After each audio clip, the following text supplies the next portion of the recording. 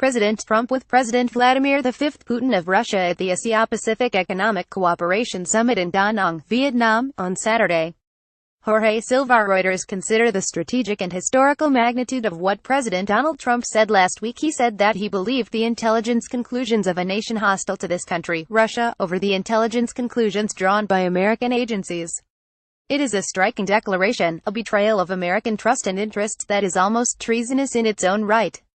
On Saturday aboard Air Force One, en route to Hanoi, Vietnam, Trump said of Russian President Vladimir Putin and Russia's assault on our election, just every time he sees me, he says, I didn't do that. And I really believe that when he tells me that, he means it. But he says, I didn't do that.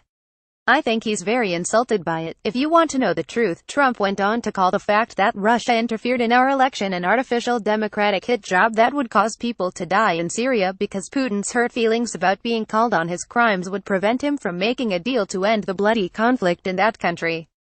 And he called former Director of National Intelligence James Clapper, former Director of the CIA John O'Brien, and former Director of the FBI James Comey political hacks. Trump was grasping at straws and throwing all of them into the air.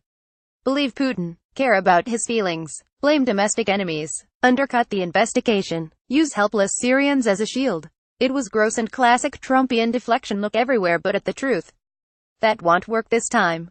This kind of turn-the-other-cheek diplomacy depends on American submission and an eventual Russian awakening to the moral failing of their assault, neither of which is going to happen. It depends on Putin having a heart and a guiding sense of morality, both of which are in question. John McCain rightly issued a blistering rebuke of Trump, writing in a statement, there is nothing America first about taking the word of a KGB colonel over that of the American intelligence community. There is no principled realism in cooperating with Russia to prop up the murderous Assad regime, which remains the greatest obstacle to a political solution that would bring an end to the bloodshed in Syria. Vladimir Putin does not have America's interests at heart. To believe otherwise is not only naive but also places our national security at risk. The truth here is that we are seeing in real time how the president's personal paranoia impedes our national policy and our national interests. The uncomfortable fact here is that Trump is pursuing his own interest, not American interests. And, on the question of Russia attacking our elections, Trump and Putin's interests align against the facts and against America. That alone is beyond inexcusable. Trump is betraying this country by trying to curry favor with his new comrade. They both have an interest in casting doubt on whether Russia attacked our elections.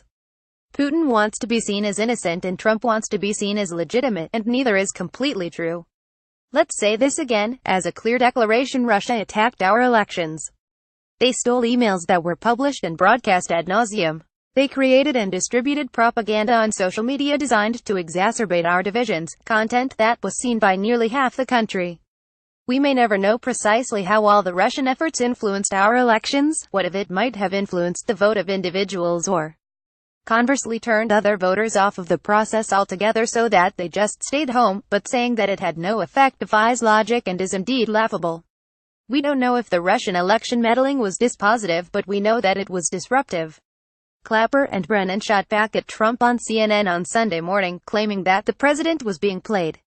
Clapper said the threat posed by Russia, as John just said, is manifest and obvious. To try to paint it in any other way is, I think, astounding, and in fact, poses a peril to this country. On Sunday, Trump tried, pathetically, to take back the clap in the face he had delivered to this country and its intelligence agencies, saying of Putin, I believe that he feels that he and Russia did not meddle in the election. As to whether I believe it or not, I am with our agencies, especially as currently constituted with the leadership. Again, like Neo dodging bullets in the Matrix, Trump bends over backward to dodge making the simple, factual statement: Russia attacked our elections when he was elected, and they must pay for their crime so that this never happens again. Trump won't acknowledge the crime because Trump was the beneficiary of the crime. Trump won't insult Russia because it may well be that he was installed by Russia. Trump is as much a Russian project as an American president. This means that he is compromised in capacity and function, and that means that Trump's fear of dishonor places the rest of us in danger of future attacks and exploitation. Trump is Putin's dupe.